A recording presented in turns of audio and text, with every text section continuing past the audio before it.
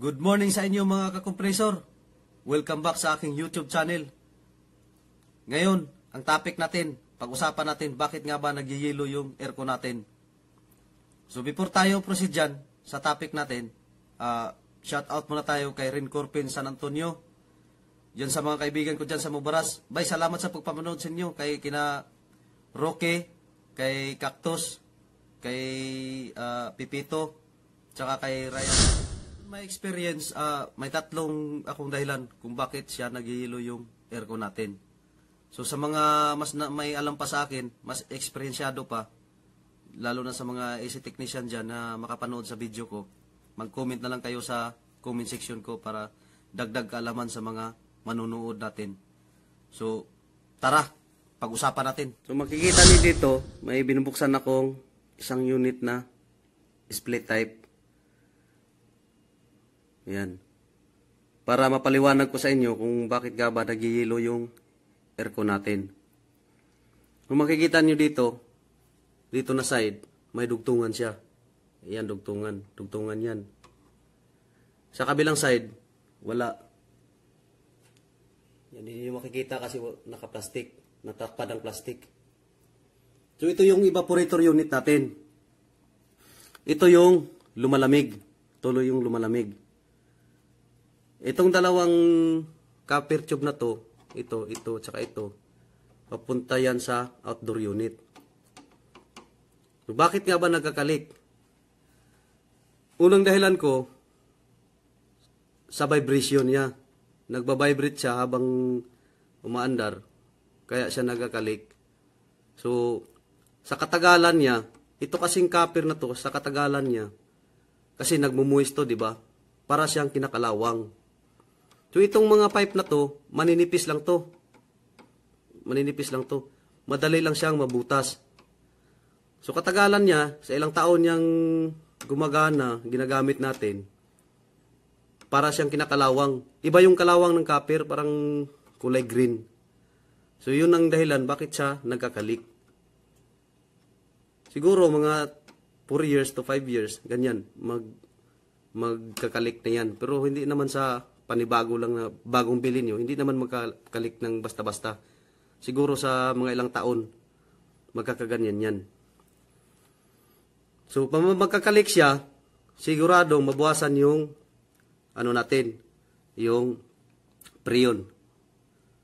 So, may tendency siya na magkakalik. So, nagyayelo siya. Magyayelo siya kasi undercharge na siya ng preyon natin. Pangalawang dahilan ko, yung dumi. Kasi pag marumi yung evaporator natin, nabalutan na ng dumi, alikabok, sigurado yan magyayelo. Bakit? Kasi yung fan natin dito sa ilalim, ito yung fan natin. Yan, paikutin ko yan. Fan yan. Ito yung discharge. Dito, pabuga yan. Pabuga. Ibubuga yung hangin niya pag umikot siya. Dito yung suction, yung pahigop niya. Ito, pag nabalutan to ng alikabok, di ba makikita nyo dito may filter pa to. Kaya siya may filter para dumaan muna siya sa filter para hindi basta-basta mapasukan yung coil natin, yung pins. So, kung nababalutan siya ng dumi, paano siya makapaghigop? Wala na siyang mahigop. So, wala na siyang maibuga. Kung na-experience nyo na mahina na yung buga ng pan niya, sigurado yan, yung dahilan dyan, dumi. So, nagkakaroon siya ng dumi, yung lamig ng evaporator natin, hindi niya mahihigop, hindi niya mapapalabas, madistribute ng pan natin. Kaya siya nagyayelo. Magyayelo siya. Kaya, kailangan yung mga aircon natin, need talaga ng maintenance. Halimbawa, yung nasa kwarto lang, siguro mga 5 months or 4 months, pwede na yun. Pero kung nasa opisina na araw-araw talaga ginagamit, yung dyan, quarterly talaga. So, yun, may dahilan na tayong number 1, tsaka yung number 2. Ngayon, dito tayo sa number 3. Yung number 3 natin, yung si fan. Ito si fan yan. Fan. Yan, umikot yan. Yan ang distribute ng hangin. Si fan, pag mahina yung ikot, magkakayelo din yan. Kasi hindi niya nahahabol yung lamig ng evaporator. Pag hindi niya nahabol yung lamig ng evaporator, may tendency siya na magyeyelo. So kailangan, kung gumagana pa si fan, check nyo yung kapasitor niya kasi may kapasitor to. Kung kapasitor yung sira na, ipapalitan natin. Papalitan nyo para lumakas uli yung ikot niya. Halimbawa, tapos na tayong naglinis ng evaporator, then pinalitan natin yung kapasitor kasi nga mahina yung ikot ng motor niya, yung fan niya. So, ganun pa rin yung nangyari kahit bago yung kapasitor, bagong palit natin. Kailangan check natin yung fan motor niya, yung winding niya. Gamit tayo ng multimeter tester, check natin yung linya niya. Then, if unbalanced na yung continuity niya, so yun ang posibleng dahilan. So, kailangan palitan na natin yun kasi unbalanced na. Ano bang posibleng dahilan? Bakit nasisira yung fan motor niya? Ang una ko is yung dumi. Yung dumi kasi na kumakapit sa fan blade, so lalo na pag makapal, mabigat na siya ikutin ng motor niya, kaya nasisira yung bearing. Unang masisira dyan, yung bearing ng ilalim ng motor niya kasi may bearing yan. So pag nasisira yan, yung bearing, so yun ang problema niya. Parang sumasayad sa rotor tsaka yung yung stator. So yun ang problema niya. Kaya nasisira yung motor natin. Ay, pangalawa, yung nababasa ng tubig. Lalo na pag nagpapalinis tapos hindi pinag-ingatan, nabasa, halimbawa lang nabasa. So kailangan yan, pag nabasa, papatuyuin nyo muna. Kung alam yung nabasa, wag muna yung paganahin. Kasi posible talaga yan na masisira yung motor. So, lalo-lalong na yung board niya. Yung board niya. So, pinaka-importante yung board. Kaya, kung magpapalinis kayo ng aircon, masigurado sa mga AC technician. Kasi alam nila yung saan yung pinag-ingatan na bagay sa AC natin. So, halimbawa, nabasa yung board, nabasa yung fan motor. So, kailangan talaga, hindi yan papaganahin kagad-agad. At tayo natin na matuyo, or kinabukasan na, mas maganda kinabukasan na papaganahin, para hindi masisira yung fan motor or board man sa AC. Tayo sa unang natin dahilan. So nga ito nga si pag magkalikto, may tendency siya na magyeyelo yung evaporator natin. Kasi nga kulang niya siya ng preon niya. So yung pangalawa kong dahilan, yung dumi. Kasi pag madumihan to.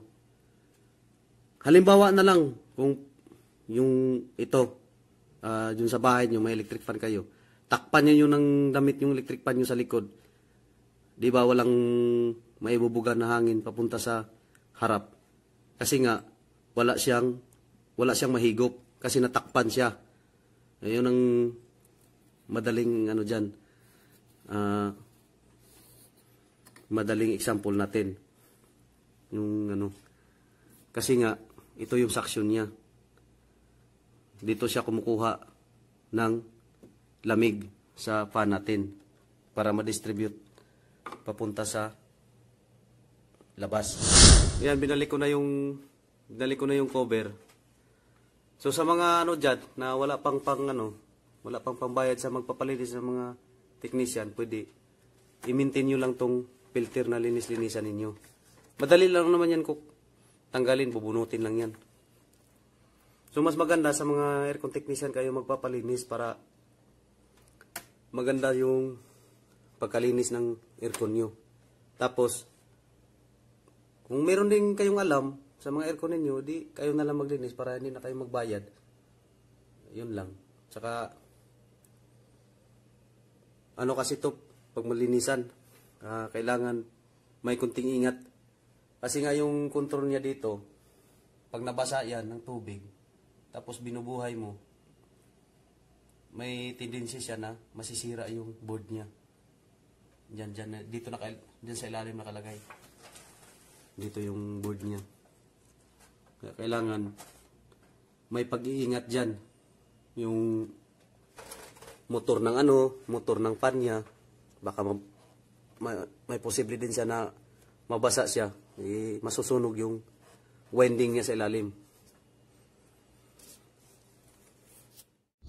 Pinaliwanag ko sa inyo na si evaporator na magkakalik, hindi pwedeng si evaporator lang magkakalik ha.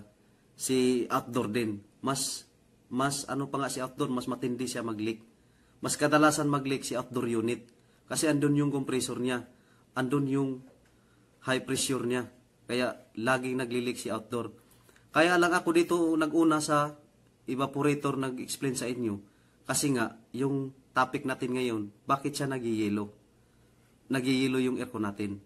Kaya nag-una ako dito sa evaporator. So, punta tayo sa condenser unit niya para explain ko rin sa inyo bakit din siya, saan siya banda maglilik, kadalasan maglilik. Punta tayo doon. Pakita ko rin sa inyo. So, tara. Akyat tayo sa taas, doon sa condenser unit, sa rooftop.